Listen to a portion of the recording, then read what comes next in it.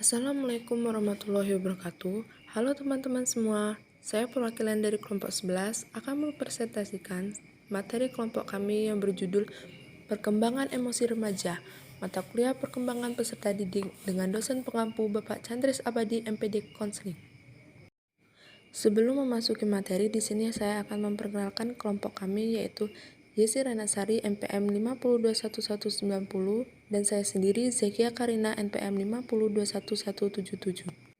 Materi yang pertama adalah perkembangan perasaan. Kata perasaan memiliki beberapa definisi. Kata ini pertama digunakan dalam bahasa Inggris untuk menjelaskan sensasi fisik, sentuhan melalui pengalaman atau persepsi.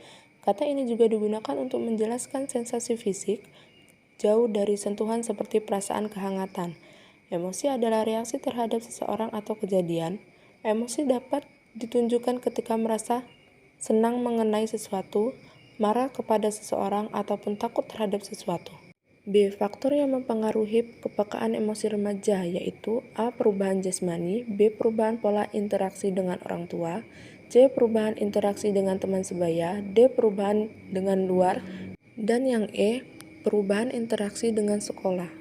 C. Perkembangan kognitif. Kemampuan kognitif yang dimiliki remaja diantaranya adalah kemampuan dalam memberikan alasan secara efektif, proses menyelesaikan masalah, berpikir secara abstrak dan refleksi, serta adanya perencanaan di masa depan. Perubahan terhadap cara berpikir, beralasan, dan memahami sesuatu pada masa remaja dapat terjadi sangat dramatik dibandingkan dengan perubahan fisik mereka. D. Tahap-tahap perkembangan menurut Piaget. Teori perkembangan kognitif Piaget adalah salah satu teori yang menjelaskan bagaimana anak beradaptasi dan menginterpretasikan objek dan kejadian-kejadian di sekitarnya. Piaget mengatakan bahwa remaja dapat membangun secara aktif membangun dunia kognitif mereka sendiri. Perkembangan kognitif terjadi dalam urutan 4 tahap, yaitu tahap sensori motor, tahap praoperasional, tahap operasional konkret, tahap operasional formal. E. Ciri-ciri perkembangan tahap sensomotorik. A. Anak belajar mengembangkan dan menyelaraskan jasmani dengan perbuatan mentalnya menjadi tindakan-tindakan atau perbuatan yang teratur dan pasti.